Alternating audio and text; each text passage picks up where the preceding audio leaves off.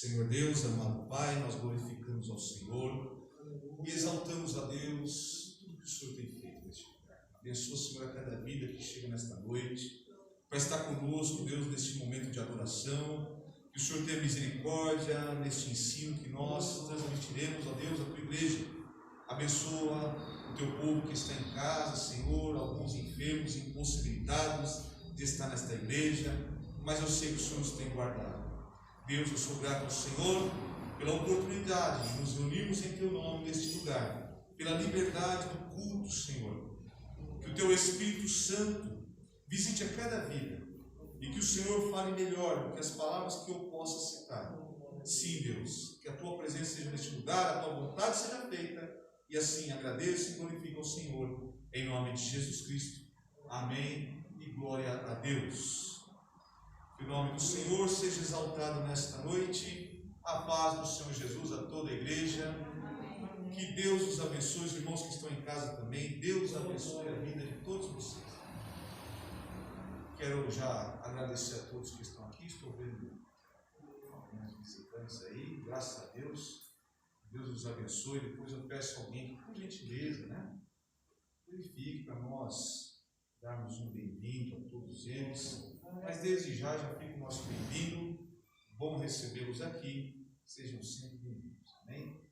Irmã Angélica, venha louvar ao Senhor. Esta noite, dá dois hinos, Dois hinos, acho que está tempo de nós louvarmos a Deus. Aí no segundo hino, os obreiros já ficam apostos para nós contribuirmos com dízimos e ofertas.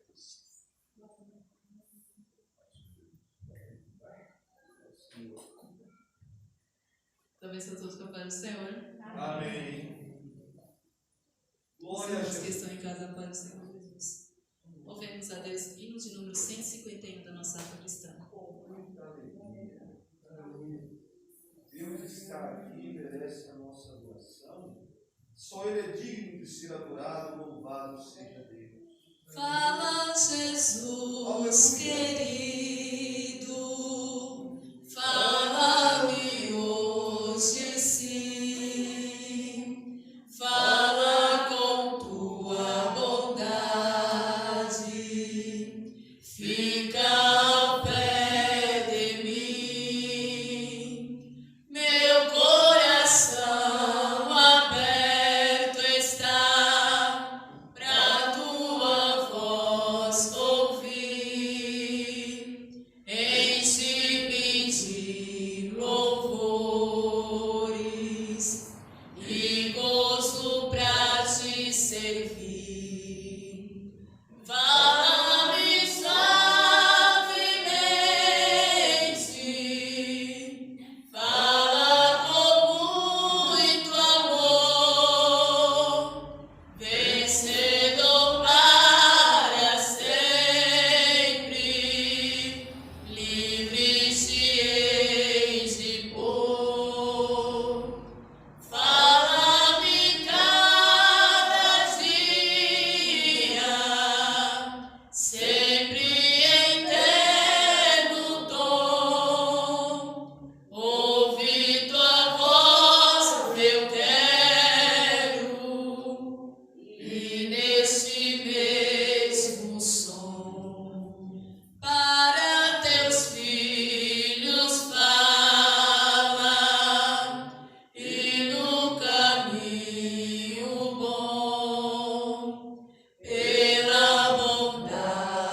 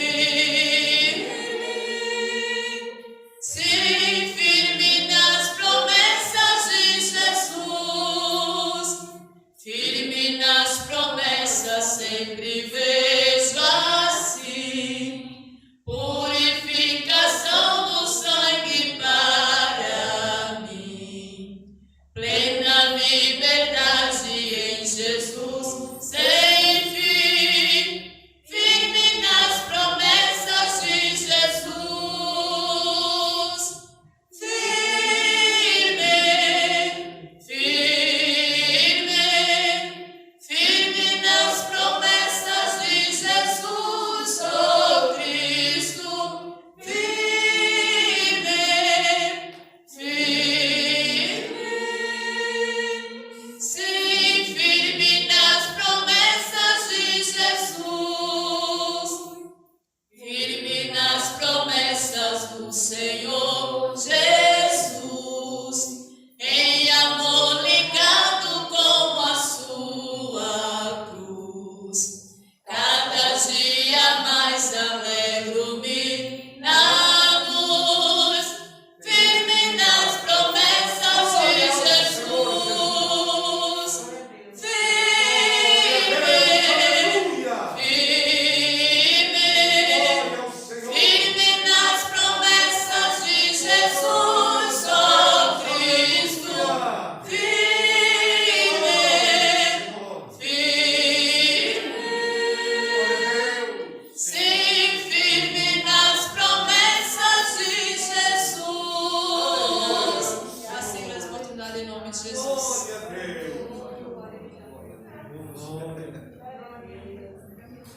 Graças a Deus. Aleluia. Graças a Deus, irmãos, por esses louvores.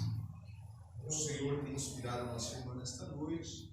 Vamos ficar firmes nas promessas de Cristo. Os tempos são maus, mas o Senhor nos dá o escape, nos dá força para suplantar, todas as dificuldades que o mundo nos apresenta. Nesta noite estão conosco o irmão Gabriel, a irmã Késia, são do setor 104 do Belém. A Késia é sobrinha da irmã Leandra, E o Gabriel e ele também, Glória a Deus, já está compromissado aí em breve. Deus os abençoe, sejam bem-vindos em nome do Senhor Jesus. O Diogo, amém. Deus abençoe pela sua vinda. Diogo é sobrinho da nossa irmã Maria, Seja bem-vinda em nome de Jesus Cristo. E também está conosco a Gabriela, simpatia de pessoa, primeira vez que vem aqui. Seja bem-vindo, Gabriela, também em nome de Jesus. Como vamos receber os nossos visitantes nesta noite? Sejam bem-vindos em nome de Jesus. Sejam sempre bem-vindos. Isso é bênção também, Há um lugar aí para todos. Só não vou pescar no aquário lá do pastor.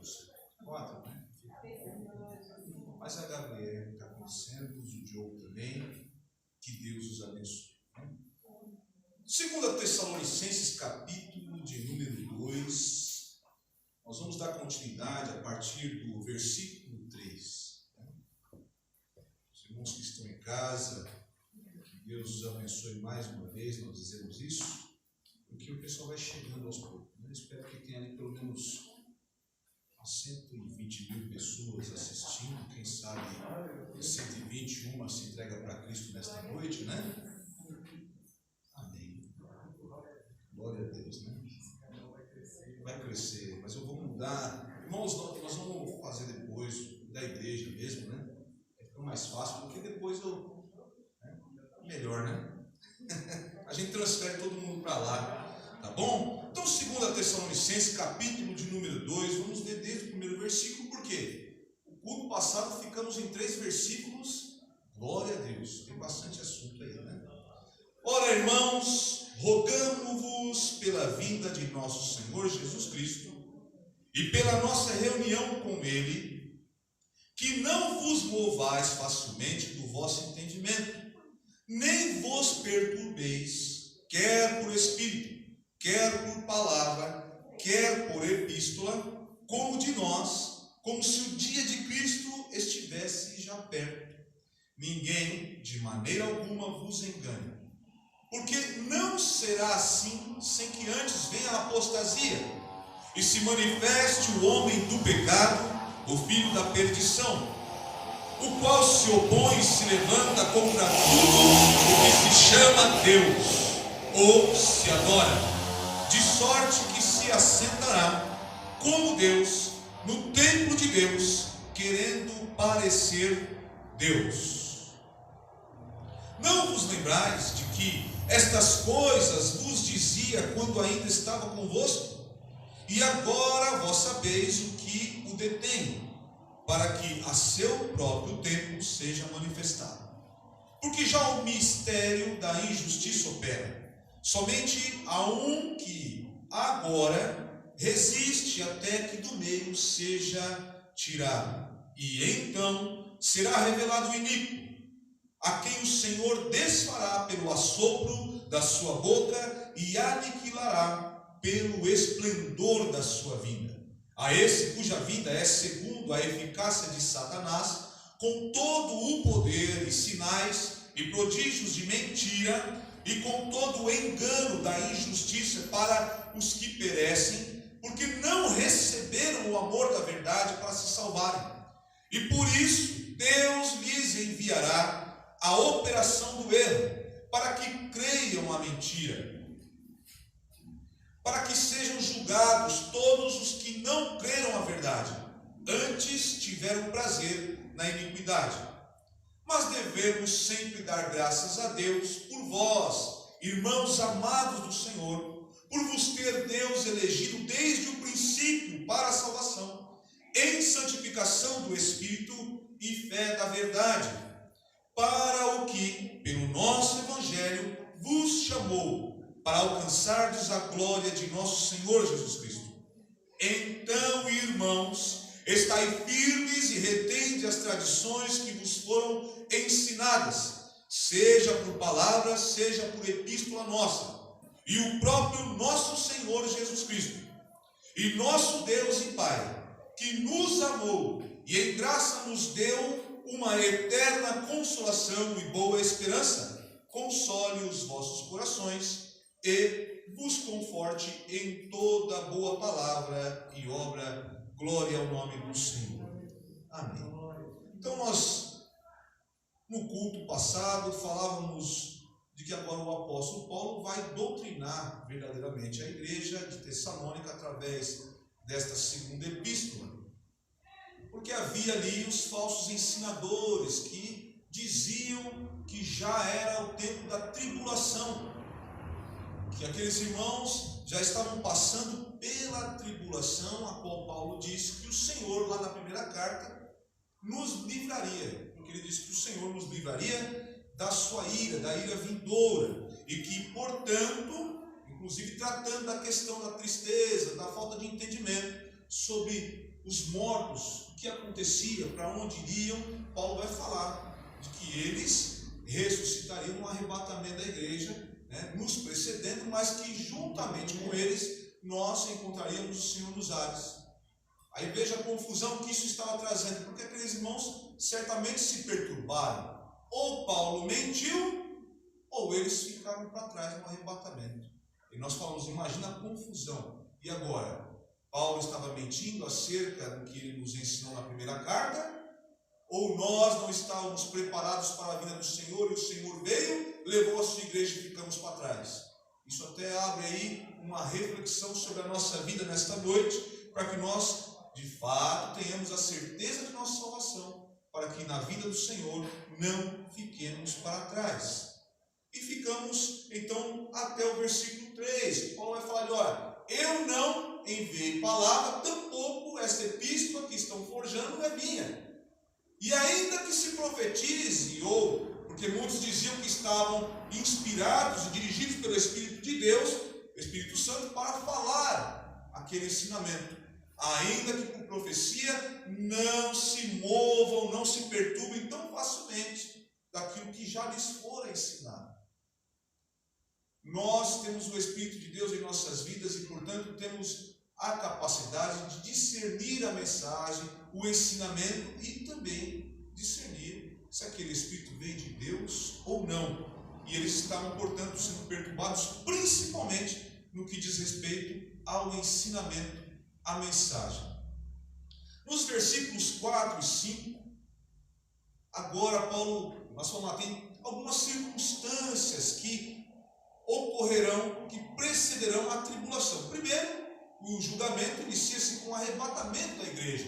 A igreja sai e agora está livre o caminho para a manifestação daquele que se opõe contra Deus, se levanta contra Deus, o homem iníquo, o homem do pecado, da perdição, o anticristo. Então, tinha que ocorrer algumas coisas, ou melhor, terá que ocorrer essa circunstância, apostasia tal qual nunca teve, uma apostasia ampla, sem limite. E aquela igreja lá no princípio ela era muito fiel. Então, ainda não tinha chegado esta apostasia, aquele abandono do amor da verdade, que vai acontecer.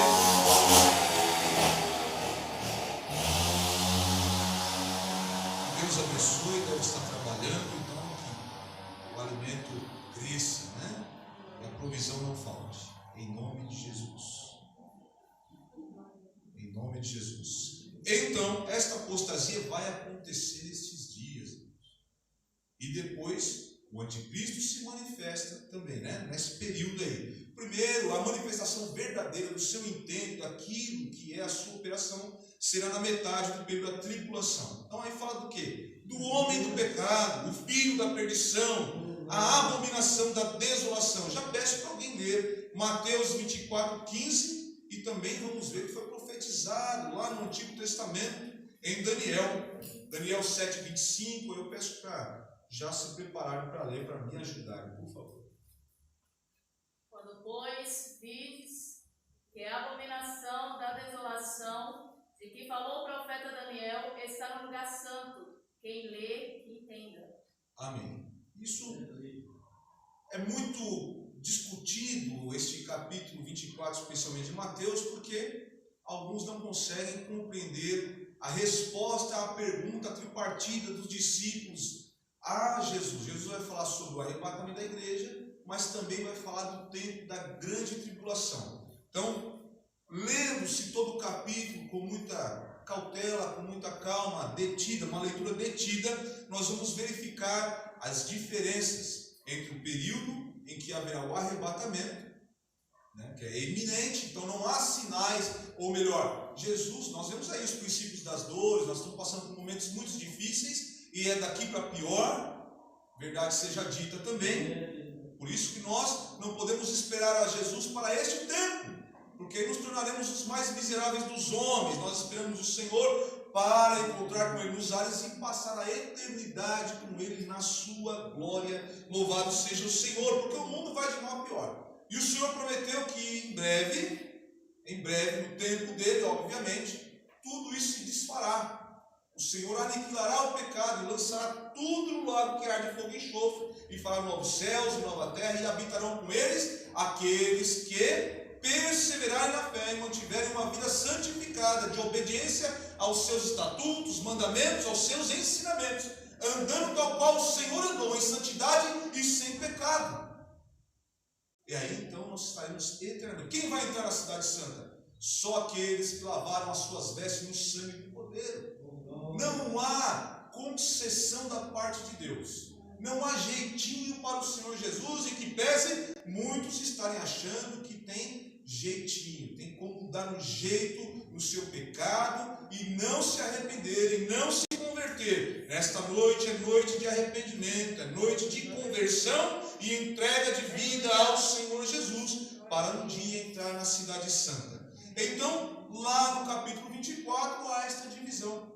Mas no período da tribulação, e especificamente na grande tribulação, que é a segunda metade desse período, este anticristo, o anticristo, vai se manifestar segundo a eficácia de Satanás, vai exercer o seu poder, vai se fazer Deus, sentar no lugar de Deus, porque aí está, em breve estará sendo construído o templo, né, dos judeus, para sacrificar novamente. Alguns dizem que até a ovelha vermelha lá do sacrifício já está preparada. Irmãos, quanto ao arrebatamento, ele é iminente. Não depende de sinais para que o Senhor venha e leve a sua igreja. Pode ser agora, pode ser amanhã, eu não sei. Ninguém o sabe, senão o próprio Deus. Agora, depois que isso acontecer, aí todos os sinais indicarão a vinda do Senhor à terra, agora em glória, como está dizendo aqui, para estabelecer o seu reino. Tem que ter sempre isso em mente, para não confundir os momentos. Então, o período da tribulação, antes disso, vamos ler o que profetizou o profeta Daniel, capítulo 7, versículo 25, aí já leu 9, 27, 12 e 11 também. 7, versículo 25. E proferirá palavras contra o Altíssimo, destruirá os santos do Altíssimo, e cuidará em mudar os tempos e a lei. Eles serão entregues na sua mão por um tempo, 2 tempos e a metade de um tempo. 9, 27. Isso, Daniel. E ele firmará aliança com muitos por 1 semana, e na metade da semana fará cessar o sacrifício e a oferta de manjares. Sobre a ala das abominações virá o assolador, e isso até a consumação, e o que está determinado será derramado sobre o assolador. Capítulo 12, versículo 11.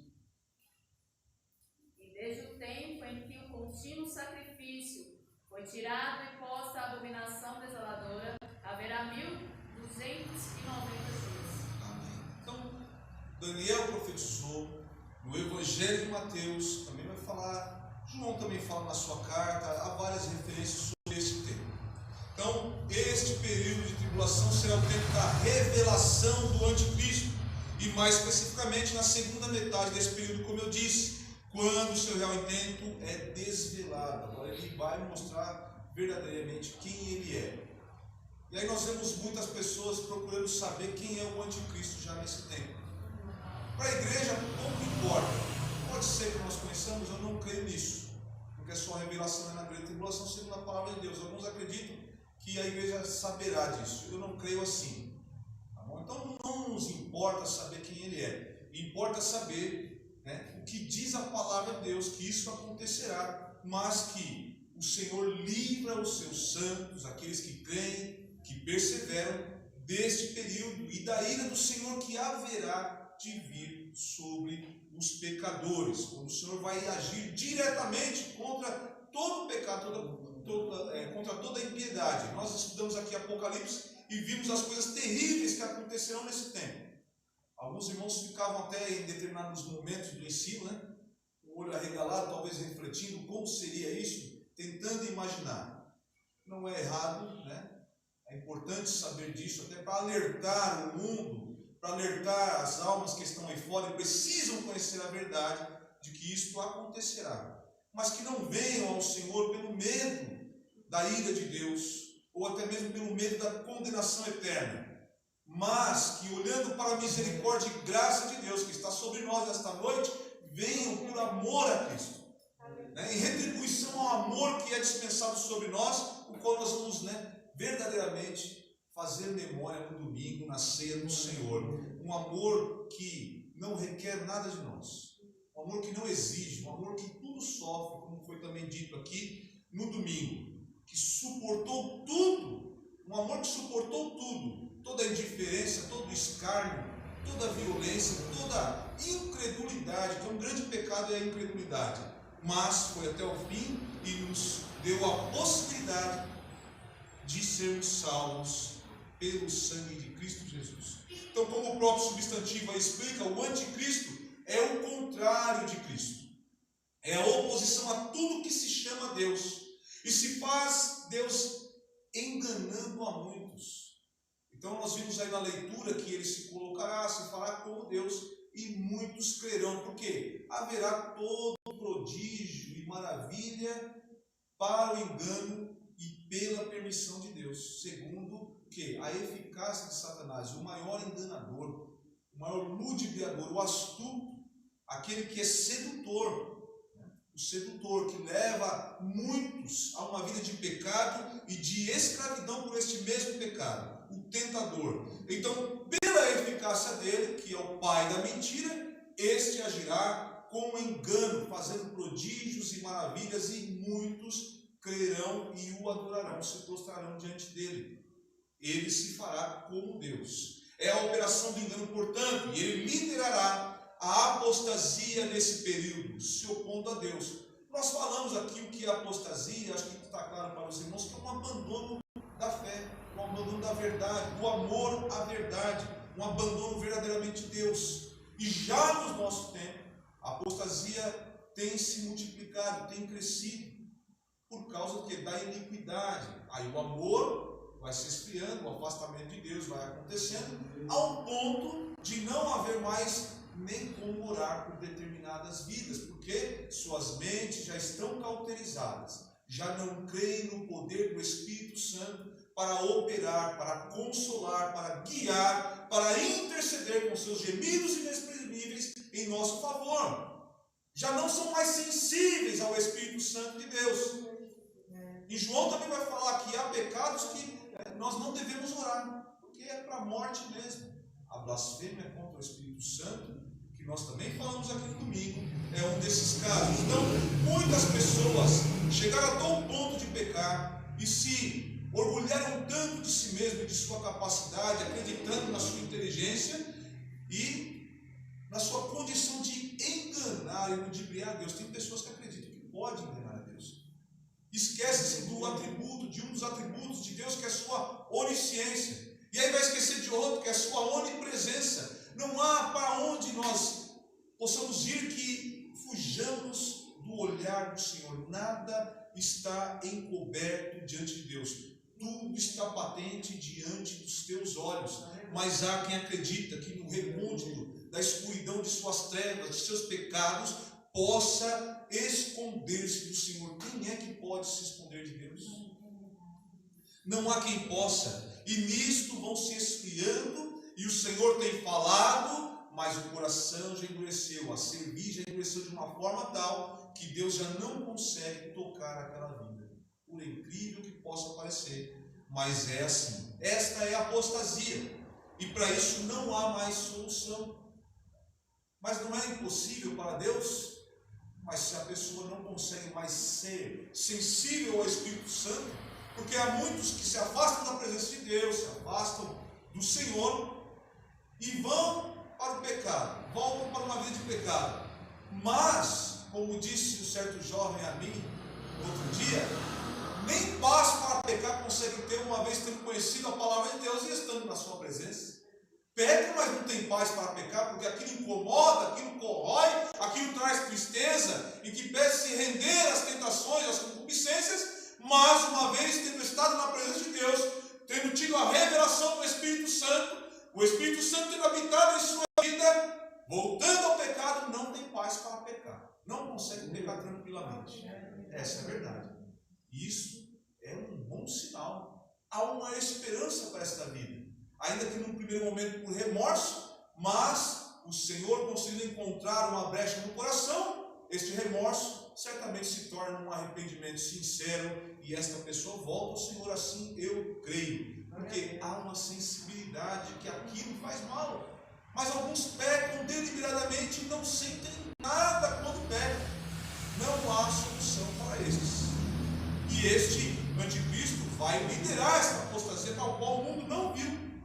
Nós já estudamos sobre o período pré-diluviano, sobre Sodoma e Gomorra. Nós lemos Juízes, como aquele povo era inconstante, uma hora firmes na presença de Deus, outra hora declinavam e eram oprimidos por conta disso, porque desobedeciam, se rebelavam contra o Senhor. E nós nos espantamos e pensamos só eles faziam isso, mas em nossos dias, dentro da igreja, isso também acontece.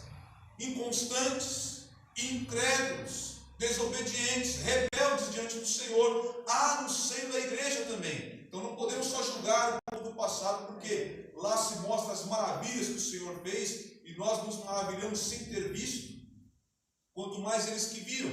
Mas hoje em dia o Senhor também faz maravilhas, porque todos nós estávamos condenados àquela cruz. A cruz era para nós. E que maravilha foi essa? De um Deus abandonar sua glória, se humilhar à condição de homem e se entregar sem pecado algum, se fazendo maldito no lugar de verdadeiros malditos que éramos nós. Mas graças a Deus que nós hoje somos justificados pelo Senhor, que hoje vive e está à destra de Deus Pai ali advogando por nós. Louvado seja Deus. Então o anticristo vai se assentar no santuário de Deus, o que revela a reconstrução do templo judaico. Nós lemos aí Mateus 24:15, mas dá para ler também Apocalipse 1 e 2.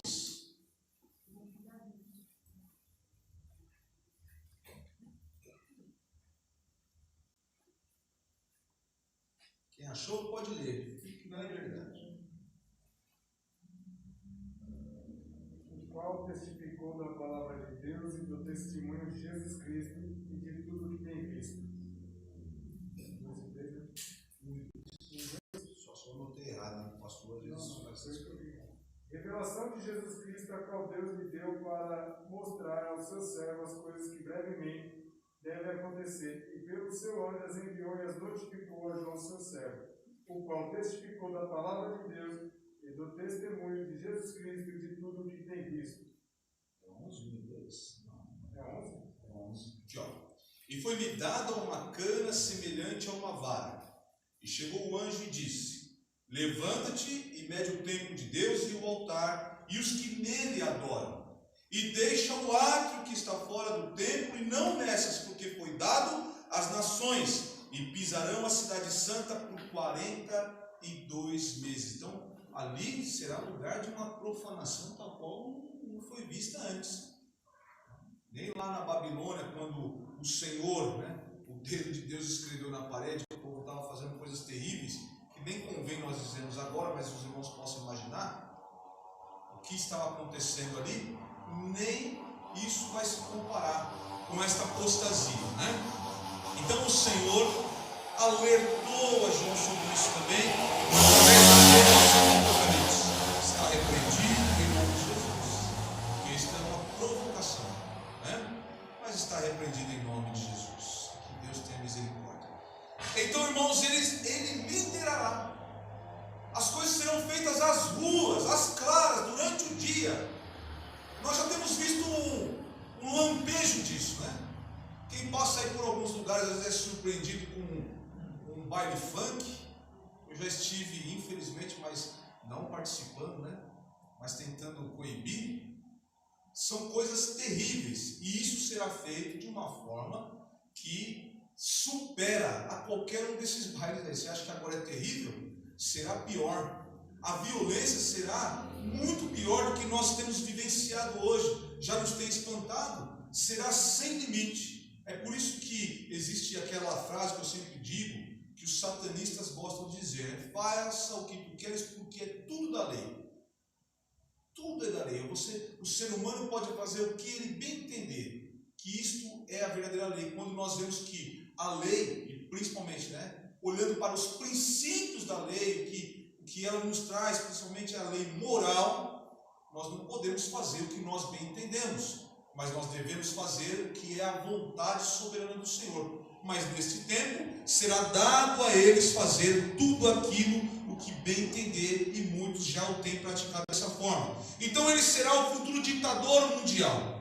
Muitos já apareceram com esse objetivo, porém o homem do pecado irá dominar realmente de forma global. Tudo está sendo preparado para este tempo.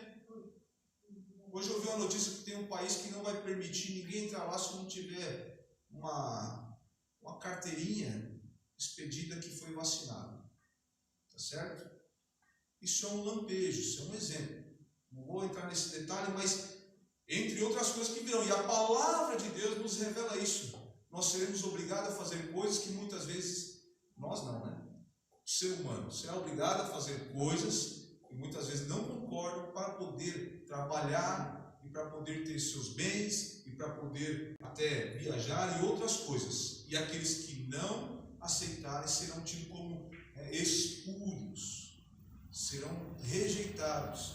Vão ser dias terríveis para aqueles que ficarem para a tribulação, porque tudo agora já é um preparo, tudo está sendo preparado.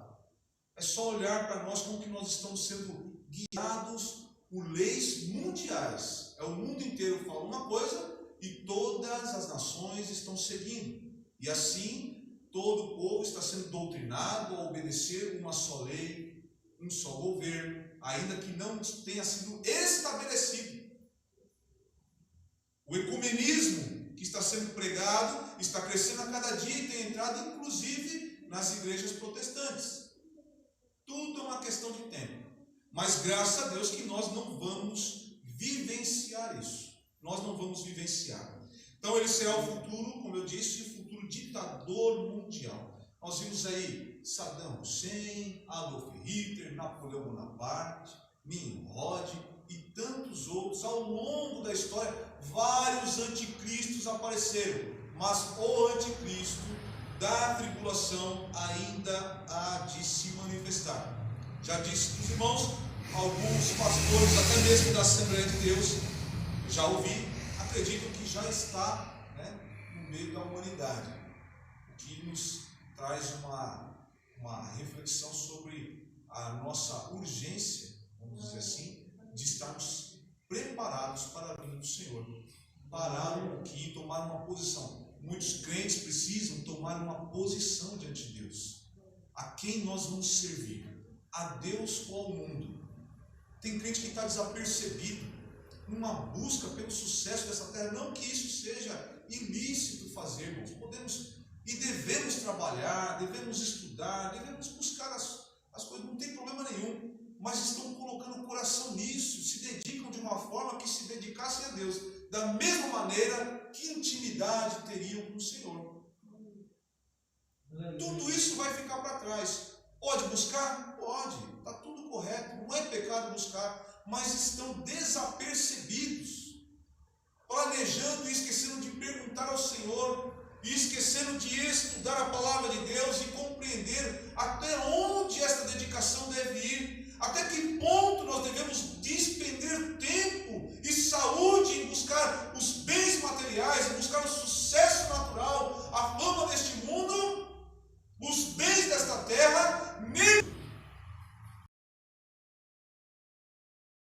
Filhinhos, é já a última hora, e como ouvistes que veio o anticristo, também agora muito se tem feito anticristo, por onde conhecemos que é já a última hora. Amém. Isso lá atrás, no princípio da igreja. Mas em Apocalipse vem a revelação. Capítulo 13, versículo 1 diz assim: E eu pus-me sobre a areia do mar, e vi subir do mar uma besta que tinha 7 cabeças e 10 chifres, e sobre os chifres 10 diademas, e sobre as cabeças um nome de blasfêmia. Ele vai dominar as nações, vai liderar. 10 nações, são 10 reinos, estarão junto com ele, o ajudando, mas ele será o grande líder. Vai vir da onde? Do meio das nações mesmo, o mar aí representando as nações. Eu ia comentar sobre um filme que meus filhos assistiram esse dia, mas vou deixar para vocês assistirem depois. Quem tem os filhos aí, tomar cuidado. Tem lá um menino que sai do mar lá, aí ele sai do mar, é um monstrinho do mar lá, mas quando ele sai para a terra, ele vira um ser humano. E a gente está vendo isso está entrando na nossa casa, entra nas vidas das nossas famílias, das nossas crianças, e nós nem percebemos. Tudo preparado para se acostumar. A imagem está ali. O inimigo também traz falsos ensinos. Por isso o ensino de Paulo, para que os irmãos não se movessem rapidamente da fé, em seu ânimo, pois ainda chegaria o tempo em que o homem do pecado se revelaria. Após o arrebatamento da igreja, ele se revelará, trazendo a falsa paz em meio ao caos que sucederá à retirada da igreja. Nós estamos acompanhando aí as notícias, estamos vendo que o mundo está um caos já. Rebeliões, revoltas em vários lugares, manifestações violentas, são líderes de nações sendo assassinados, famílias sendo assassinadas, de líderes de nações, tomadas de poder, ameaças de guerra, entre tantas outras situações que nós estamos vivendo. Ele vai trazer uma falsa paz. Lembre-se lá que o Senhor Jesus diz que a paz que Ele nos dá, o mundo não pode dar. E o anticristo representa, senão, o mundo, o sistema mundano, toda a profanação daquilo que é santo. Então ele vai trazer o quê? Uma falsa paz. Em tudo ele tenta imitar a Deus. Em tudo tenta imitar a Cristo. Assim é a vida do inimigo. Uma vida realmente, vamos colocar assim, infeliz e miserável, mas sabendo do seu fim. Ele sabe que vai chegar o tempo determinado dele, mas o seu orgulho e soberba o faz até mesmo se enganar e assim manter-se em batalha contra o nosso Deus. Então vale ressaltar aí que pelo menos 3 sinais identificam a vida do anticristo. Então a intensificação do ministério, ou melhor, mistério da injustiça, a apostasia irrestrita e o que agora resiste devendo ser afastado ou retirado. Alguns falam que é a igreja, outros falam que é o Espírito Santo. Eu acredito que é o Espírito Santo e o ministério ao qual hoje ele exerce através da igreja. Então a igreja é arrebatada. O Espírito Santo simplesmente não vai sair do mundo, até porque nós sabemos que no período da tribulação muitos crerão e se voltarão ao Senhor e serão salvos. Quando o Senhor vier em glória para abater, aniquilar a impiedade, o anticristo, o falso profeta, e aprender e prender Satanás por 1000 anos, aqueles que resistiram, que não adoraram a besta e o falso profeta, não se renderam à mentira, ao engano, mas foram fiéis, serão salvos. Eles serão salvos, haverá salvos no período. E como que isso vai acontecer? A graça ainda estará atuando, mas este ministério, o Espírito Santo através da igreja, já não mais. O Espírito Santo é Deus, então ele também tem, portanto, os atributos. Ele é Deus, a sua onipresença, onipotência e onisciência. Então, só que esta operação, graças a Deus e o Espírito Santo Consolador que está conosco, é que ele está restrito ainda. E é por isso que ainda o pecado não tomou conta do mundo de uma forma como vai ser nesse tempo. Lembre-se que a noiva de Cristo, a igreja do Senhor, aquela que só o Senhor conhece, estará com o Senhor na glória. Tá? Então a apostasia vai ser restrita. O apóstolo já os havia ensinado, irmãos, ainda que em tão pouco tempo e a novos convertidos, uma doutrina substancial sobre as profecias. Então agora ele está relembrando eles. Ele fala, não vos lembrais de que estas coisas vos dizia quando ainda estava convosco? Pouco tempo o apóstolo ficou em Tessalônica, mas foi tempo suficiente para ensinar a doutrina, a palavra de Deus necessária para a fé daqueles irmãos. E eles receberam com sinceridade, eles creram no Evangelho que Paulo pregou, que ele está falando, nosso Evangelho, que nada mais é que o Evangelho de Cristo. E isso era testemunho em todos os lugares. E agora Paulo fala, vocês não lembram? Então mantenham-se nesta palavra que vocês receberam e não se deixem levar por falsos ensinos. Versículos 6 ao 8. Aí há muitas controvérsias sobre o que detém a manifestação do anticristo. Por um momento já podemos ver que ele só se manifesta e opera segundo a permissão de Deus. Seu poder não é limitado e sua aparição será no tempo devido, em conformidade com a soberana vontade de Deus. Então, ele não tem todo o poder. Ele tem o poder segundo Deus permite que ele tenha. E esse poder, ele é temporal. É só por um tempo, mas haverá um fim para tudo isso. Então, nós não podemos nos desesperar. Nem tampouco determinar, ou melhor dizendo, aferir ao inimigo de nossas almas um poder que ele não tem. Ele é poderoso, é Espírito, mas nós temos um Deus que é todo poderoso, e é no nome dele que nós vamos e combatemos e repreendemos e expulsamos todo o mal. Então, se ele não resiste ao nome santo do nosso Deus, quando nós em autoridade assim o expulsamos, por que nós vamos temer?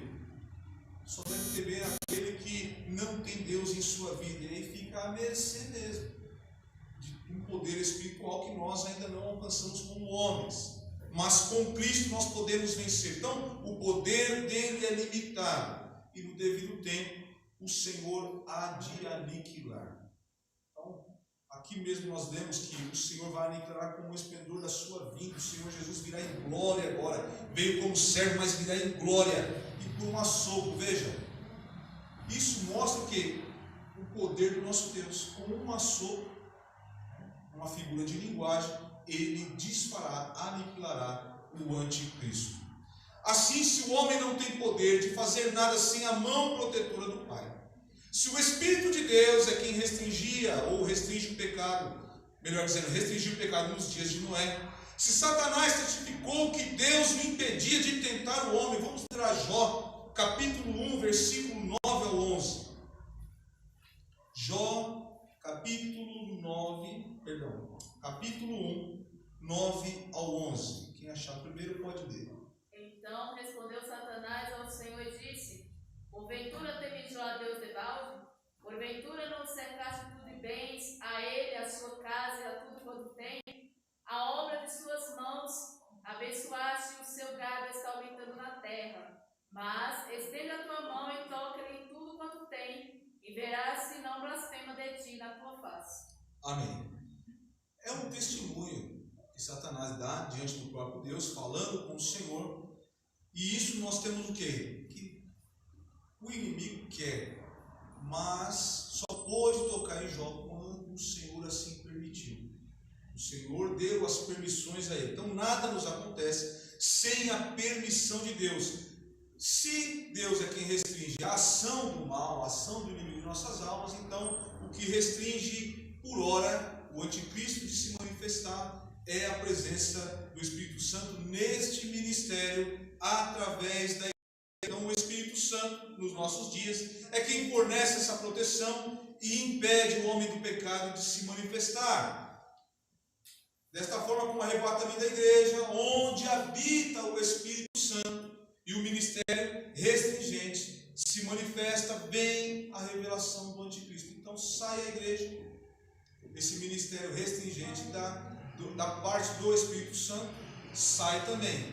Aí o anticristo se revela. Então nós temos aí uma grande responsabilidade de, dirigidos pelo Espírito Santo, levar a verdade ao mundo, pregar a palavra de Deus, pregar o arrependimento, a necessidade que se reconheça o pecado e se arrependa, porque hoje é o dia.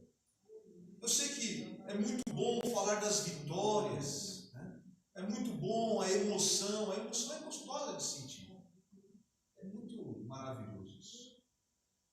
Mas esconder a verdade a fim de somente ver a emoção transbordar no seio da igreja, meus irmãos, isso é uma coisa terrível e nós vamos dar conta disso. E quanto maior a responsabilidade que você carrega, que eu carrego, maior será a cobrança. Então nós não precisamos nos preocupar se a nossa palavra vai emocionar alguém, se vai fazer alguém pular de alegria ou chorar de alegria. Mas se a palavra que nós pregamos realmente é a palavra de Deus, ela é poder para transformar toda e qualquer vida, para trazer ao pecador a revelação de Deus na vida dele, de que ele deve se arrepender, de que é um pecador que precisa se arrepender e precisa do perdão de Deus. Então, nós não precisamos inventar estratégias alguma. Preguemos a palavra do Senhor. A nossa missão é importante quando nós somos o quê? O templo do Espírito Santo, o templo de Deus nesta terra. Então, como igreja do Senhor aqui congregado, nós temos uma missão de levar a palavra de Deus a toda criatura. Ela é minha missão, ela é sua missão dada por Deus. A igreja não é um lugar de apresentação. Eu não estou aqui para ser reconhecido e nem você, mas que nós sejamos apenas um instrumento para que o Senhor seja reconhecido e glorificado, honrado e exaltado. Somente a Ele toda a honra e glória. É o Espírito Santo que move o coração, é o Espírito Santo que convence. Nós só somos um instrumento. O nosso dever é ter compromisso com a palavra de Deus e pregar o Evangelho do Senhor. Mas muitos foram enredados, por estas emoções, porque é gostoso. Nós somos pessoas, seres humanos que nos emocionamos, e é gostoso se emocionar positivamente. E muitos estão em busca disso, mas só se emocionar é viver uma superficialidade, é ter muito pouco de Cristo. Mas Cristo, como eu disse, é uma fonte inesgotável de bênçãos, de maravilhas, de coisas gloriosas. E nós não podemos ficar só nesse raso, não. Vamos mergulhar. É por isso que nós temos que ter o quê? Um culto racional ao Senhor, que não é um culto frio. Os irmãos sabem disso. Quanto mais nós conhecemos da palavra de Deus, quanto mais nós conhecemos a Deus, mais fervor é em nosso coração, porque nos maravilhamos com as infindáveis riquezas que Deus tem para as nossas vidas. De outra forma, como os que ficarem para o período da tribulação seriam convencidos, portanto, irmãos, sobre a necessidade da salvação, se o Espírito Santo simplesmente saísse. Nós sabemos que nós, por nós mesmos, se nós só lermos a palavra de Deus, sem o Espírito Santo nos revelar, nos ensinar, nos dar entendimento, nos dar a revelação da palavra de Deus, nós não somos capazes de nos convencer por nós mesmos de que essa é a verdade, de que aqui está Deus revelado, de que tudo que está profetizado, que ainda não se cumpriu, vai se cumprir. Então, como eles na grande tribulação, na tribulação, somente com a palavra, que vai ser uma luta ter essa palavra, sem a ajuda do Espírito Santo poderiam se convencer e se lembrar, trazer à memória as palavras que foram pregadas, aqueles que estavam nas igrejas, que estavam até mesmo nos cultos, participavam dos trabalhos da igreja, mas não tinham um coração convertido, não nasceram de novo. Quantos que não nasceram de novo ainda sentam nesses bancos e estão culto após culto, até mesmo no trabalho de oração, ajoelhados, clamando, chorando e pulando, saltitando, mas o coração não é convertido, a vida não é transformada, não nasceu de novo. Se o Espírito Santo na tribulação não trouxer à memória a palavra de Deus e não, por graça, não convencer, esses também não poderiam então se converter a Deus. Então, o Espírito Santo, ele estará operando ainda nesse tempo. Ele é Deus. Quem vai impedir o Senhor de agir? Ninguém pode. Então, ao final, no período da revelação, ele será aniquilado pelo poder do Senhor Jesus. Então, passou aí os 7 anos, o anticristo será aniquilado. Quanto ao mistério da injustiça que opera, se diz mistério por operar ocultamente. Então, o que nós vemos aí? Não é de forma aberta que o inimigo trabalha, não, irmãos. É por isso que às vezes nós confundimos situações de provação com situações de opressão. Às vezes nós só estamos sendo provados por Deus.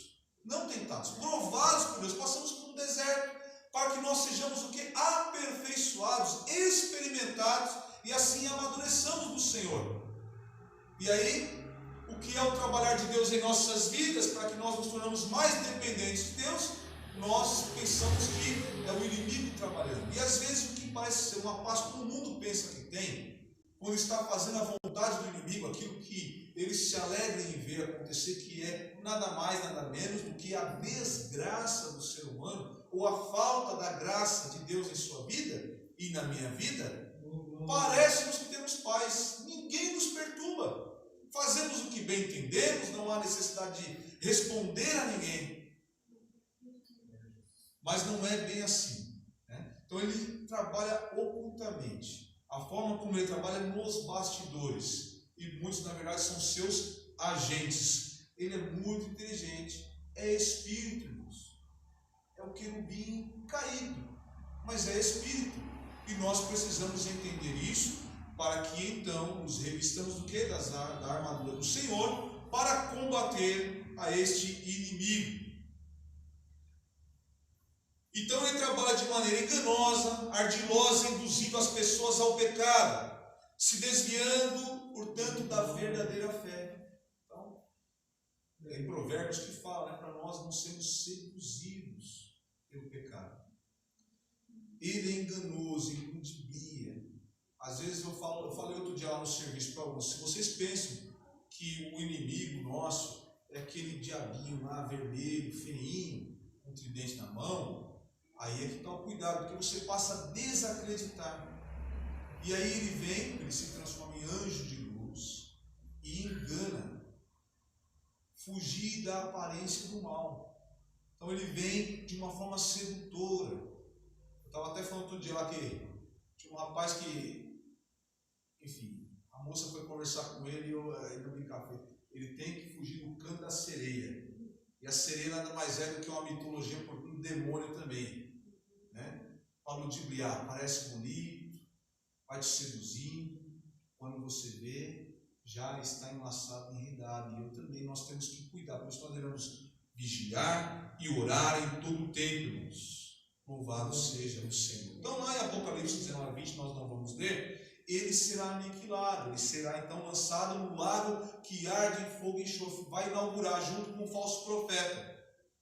Mas no final de tudo, lá na consumação do milênio, será lançado também Satanás, o inferno, a morte e todos os ímpios, todos aqueles iníquos que não se converteram a Deus, então comparecerão lá diante do grande trono branco do Senhor para receber a sua condenação.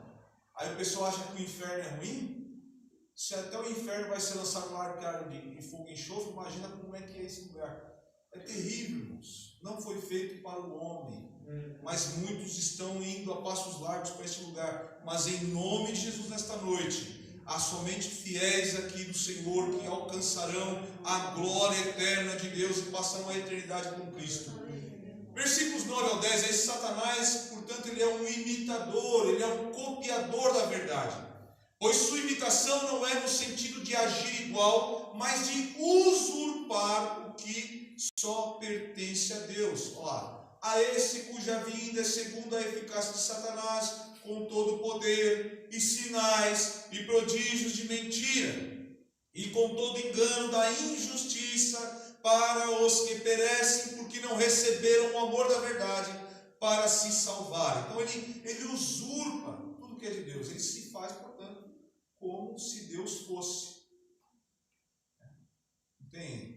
Então, usurpar isso é tomar o que é do outro para si, como se seu fosse. É assim que o inimigo age. Então, assim, segundo a eficácia de Satanás, o anticristo ele vai agir com sinais enganosos, maravilhas que, se possível fosse, enganaria até os eleitos. Mateus 24:24. Esses eleitos, aí nós não vamos entrar naquela discussão, né, das doutrinas calvinistas, arminianistas, mas é o quê? O Senhor, na sua onisciência, ele não tem como não saber os que são salvos e os que não são. E por sua promessa, todos aqueles que creem estão sim predestinados à glória que está preparada para o dia da redenção final. Então, os eleitos, aqueles que serão realmente, viverão eternamente com o Senhor sabe quem é. Esses não enganarão. Por quê? Porque obedecem, porque amam a Deus, porque guardam a sua palavra, guardam os seus mandamentos. E o Espírito Santo habita em cada um de nós. Portanto, nós não somos enganados por qualquer coisa. Nós não somos levados por qualquer vento de doutrina. Não é qualquer espírito que fala a nós que nós vamos aceitar. Não é verdade? Não é qualquer falsa espiritualidade que nos engana. Então nós, os eleitos, e eu falo isso com fé de que cada um que está aqui é um salvo em Cristo Jesus com plena convicção e estão seguros dessa salvação, nós não somos enganados.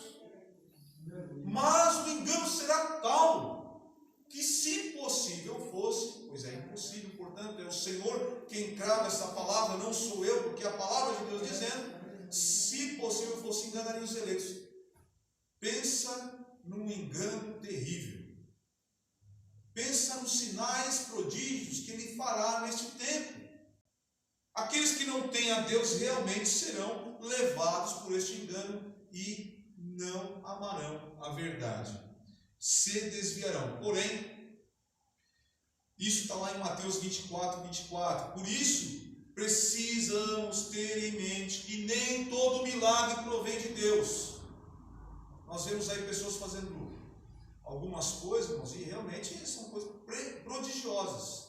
Não é só ilusão, tá? As pessoas falam que é tudo ilusão, que é para enganar também. Falam de ilusão para nos iludir.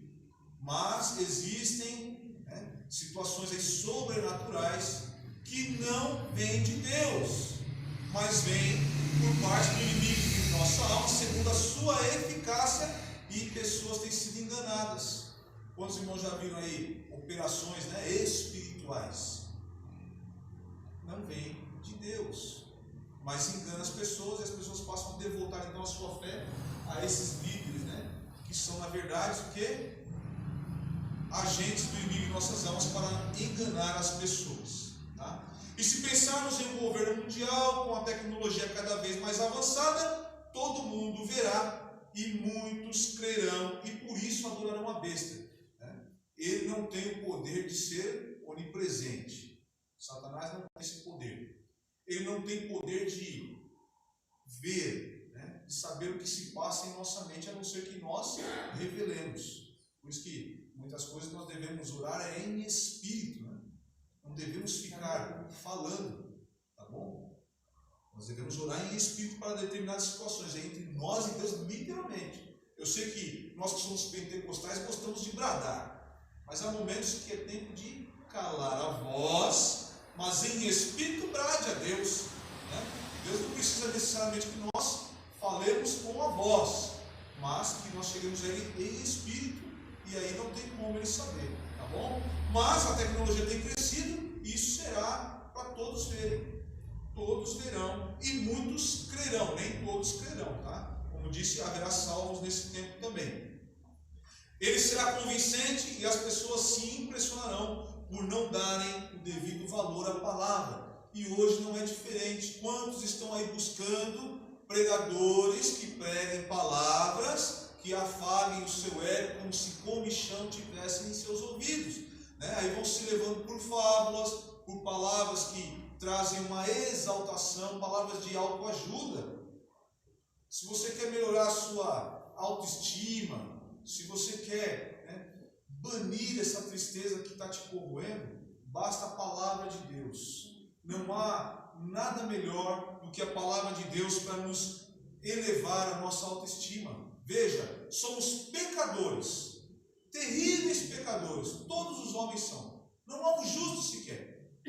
Mas o Senhor Deus sai lá, já disse isso aqui hoje, e volto a repetir, muitas pessoas se rendem a qualquer autoridade, né, querem as celebridades, idolatram atletas, celebridades, tudo. O nosso Deus que é glorioso e santo, abandona um lugar de glória, vem para esse mundo por mim e por você. Então quer elevar sua autoestima, não se exaltando, mas glorificando a Deus e se gloriando nele. Lembre da salvação que lhe foi concedida e que nele tudo você pode passar por qualquer situação, boa ou ruim, mas tudo você pode nele, porque ele te dá força para suplantar, para sobrepor, para passar por cima de todo e qualquer obstáculo. Glória ao Senhor Jesus. Você quer ver o seu valor? É esse. O seu valor é o sangue de Cristo derramado na cruz, porque é por aquele sangue que você foi comprado e agora você pertence a Ele. Louvado seja o Senhor. Então, Ele será convincente. Muitos são convincentes hoje, né? Com palavras persuasivas, conduzem cegos, são cegos conduzindo cegos para a perdição. Versículo 11, então aí, Deus pode iludir pessoas? Não, o Senhor não é Deus de confusão. Deus não ilude ninguém. O que Deus promete, Ele cumpre. Ele não é homem para que minta. Então, se Deus prometeu algo para você, Ele cumpre. Se a palavra de Deus é dita com sinceridade e compromisso, e se é a palavra de Deus que está sendo dita, tudo vai se cumprir. Então, tudo que está aqui, eu creio, é a palavra de Deus e vai se cumprir. Então, Deus não pode iludir as pessoas. Mas sou eu que estou determinando? Não. Deus não pode negar a si mesmo. E o Senhor Jesus diz que Ele é o quê? Que Ele é a verdade. Se Ele não pode negar a si mesmo, Ele não pode nos iludir, irmãos. É por isso que Ele permanece fiel mesmo quando nós não somos. Louvado seja o Senhor Jesus. É por isso que aquilo que Ele promete, Ele cumpre. E nada fica devendo, porque o Senhor não deve nada a ninguém. Nós devemos gratidão e glórias ao Senhor, tá? Nós é que devemos. Na realidade, este envio da operação do erro se dá porque as pessoas tiveram a oportunidade de receber a Cristo, mas o rejeitaram. Então o Senhor deixa cada um entregue a sua própria vontade. Romanos fala sobre isso, Juízes também fala. Quando o povo se rebela, depois vai clamar a Deus. Deus dá um lampejo ali para uma reflexão. Então, vocês me rejeitam, busquem esses deuses aí, a qual agora vocês adoram. mas a misericórdia de Deus se manifesta novamente e ele liberta o povo ali. Eu não vou lembrar o capítulo agora de Juízo, mas liberta o povo da opressão dos inimigos. Tá? Então as pessoas rejeitam a Deus, então Deus entrega eles ao engano, deixa que eles sejam enganados, não nós. E muitos muitos não levam em consideração a justiça de Deus. Se não recebem a verdade, ficam autorizadas a se iludirem a fim de se levarem ao erro. O homem não é mandado para a condenação por Deus. O homem se condena em seus próprios pecados, em seus próprios deleites. A justiça de Deus é que se manifesta dessa forma: salvação aos que creram e perseveraram até o fim, condenação aos que rejeitaram e escolheram este caminho. O Senhor diz o quê? Coloco diante de vós a vida e a morte. E a sua misericórdia ele ainda dá uma ajuda e diz: escolhe, pois, a vida. Nesta noite o Senhor diz: olha, escolhe, pois, a vida. Ele é a vida. Louvado seja o Senhor Jesus. Resistir ao Espírito Santo traz consequências graves que muitos já não levam em consideração. Ouvem a palavra de Deus, mas não amam a verdade. Rapidamente, irmãos, leiam Hebreus, capítulo 10, versículos 26 e 27. Portanto, enquanto o irmão procura, se agora parece improvável que alguém rejeite a Cristo, onde a graça de Deus está manifesta, como não será na tribulação mais difícil que essa mesma pessoa se volte ao Senhor? Mas sabemos que para Deus nada é impossível. E a consequência, aí no versículo 12, dessa rejeição ao amor da verdade é a condenação. A justa justiça de Deus não deixará de ser realizada. Não vamos nos enganar. Alguns dizem assim: tem um purgatório ainda. Você vai passar por um purgatório. Não vai, não. Não vai acontecer isso. Morreu, segue-se o juízo. Às vezes nós vamos num velório, o testemunho diz que a pessoa não é salva. Nós não sabemos quem é e quem não é. Amém? Alguém aqui sabe quem é salvo e quem não é? Eu creio que eu sou salvo. Eu tenho segurança da minha salvação. Cada um deve ter a sua segurança da sua salvação. Mas o testemunho às vezes diz que não é salvo. Eu posso ir lá e dizer que Deus recebeu em seus braços e agora descansa em paz? Será que realmente descansa em paz? Então a gente fala o quê? Espero em Cristo que um dia nos encontremos na glória de Deus, né? Porque eu não posso cravar que não foi salvo, não sei no último momento, tá bom? Mas a condenação virá, não tem purgatório, não tem antessala para o céu e não tem antessala para o inferno. Fique bem claro, o céu é uma realidade, o inferno também, pior ainda o lago que arde em fogo e enxofre. Hebreus 10, 26 e 27. Porque se pecarmos voluntariamente, depois de termos recebido o conhecimento da verdade, já não resta mais sacrifício pelos pecados, mas uma certa expectação horrível de juízo e ardor de fogo que há de devorar os adversários. Amém? Irmãos, nós devemos permanecer firmes no Senhor, orar muito, ler, meditar na palavra de Deus de noite, porque muitos falsos mestres já estão entre nós. Isso lá, João já falava lá atrás, na igreja primitiva, lá no princípio da igreja. Quanto mais agora em que o dia mal se aproxima, em que a vinda do Senhor está aí às portas.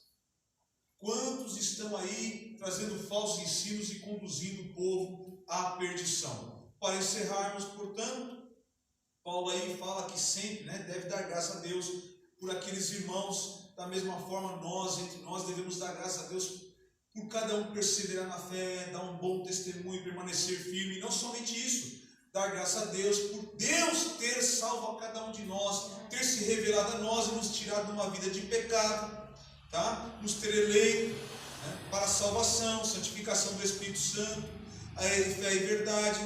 Também Ele dá graça a Deus em tudo, porque aqueles irmãos receberam o Evangelho de Deus, que é o Evangelho que Paulo pregava. E aqui também nós devemos dar graça a Deus por todos que recebem o Evangelho de Cristo. Ele pede aqui, ele roga os irmãos para que estejam firmes nas tradições que foram ensinadas a eles. Aí ele fala, por palavra, a própria palavra dele, porque ele falou do evangelho que ele mesmo pregava, e a epístola ou carta que ele estava encaminhando. E é interessante como Paulo fala, né? Sem aquela separação. Às vezes na igreja há muito eu. Há muito eu e pouco nós.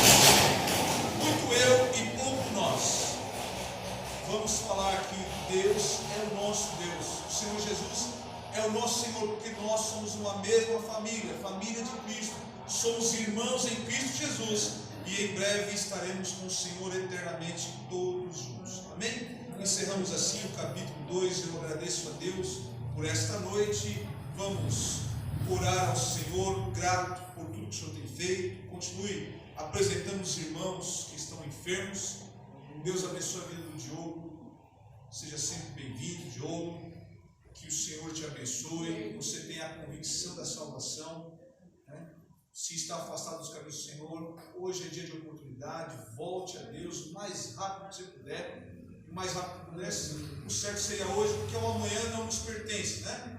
E se não for hoje, que Deus te dê uma nova oportunidade, mas Deus está com os braços abertos para te receber. Se você está afastado dos caminhos do Senhor, quer voltar a Cristo nesta noite, se entregar a Cristo e fazer um novo concerto com Ele, não quer? Que Deus te dê uma nova oportunidade em nome de Jesus. Kézia, Gabriel, Deus abençoe. A Gabriela foi embora, que Deus abençoe, né? E culto e ensinamento é assim mesmo. Nos coloquemos de pé, vamos agradecer ao Senhor. Deus é fiel e poderoso para nos abençoar. O evangelista Reginaldo fará esta oração e nos dará a bênção apostólica. Saúde a todos os irmãos com a paz do Senhor Jesus. Amém. Pedir um favor para os irmãos apresentem a irmã Luziene em oração. Continua orando pela irmã Dora, né? E a irmã Neuza também, né? E a sua família, o irmão Genil, para que Deus continue dando graça, né? Para que Deus dê uma boa recuperação. E peço perdão para a igreja que cheguei atrasado, acabei me enrolando com o Esteve e com a Helena, brincando, né? E acabou, eu falei, não, vocês não vão impedir um pouco, não. Porque eu tenho que, ontem nós fomos para a reunião, então ontem não tive tempo. O meu único amigo que tem a criança sou eu, né? Então, meu Kiki, então tem que brincar, né? Então, foi o motivo. Mas você tem coragem de falar isso, eu não posso mentir, vou falar que foi outra coisa, eu peguei o trem, o ônibus, cheguei aqui, até porque a Angélica trabalha comigo, sabe o horário que eu chego, né? Então, temos que ser sinceros uns com os outros. Então, essa foi a causa de nós termos chegado atrasado e pode puxar a nossa orelha mesmo.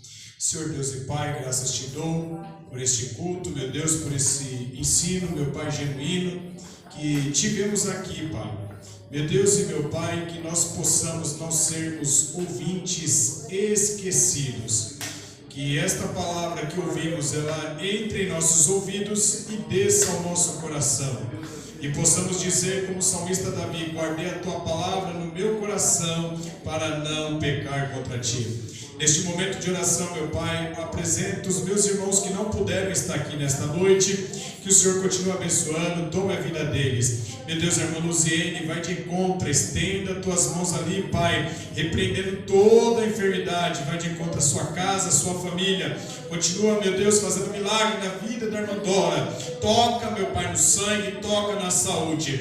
Neste momento de oração, também oro pelo Geninho e a sua família, irmã Neuza. Meu Deus, toma esta casa, meu Deus, toma esta família e todos que estão aqui presentes, meu Pai, os visitantes, meu Deus, o Diogo, toma nas tuas mãos, Pai, a jovem que foi embora, meu Deus, que o Senhor estenda as tuas mãos, dê uma noite de paz, uma noite de bênção, uma noite de vitória para todos, em nome de Jesus, amém. Estenda as vossas mãos. Que o grande amor de Deus, a graça de nosso Senhor e Salvador Jesus Cristo e a comunhão do Espírito Santo de Deus esteja com todos, não só hoje, mas para todos sempre. Todos digam amém. Deus abençoe a todos em nome de Jesus.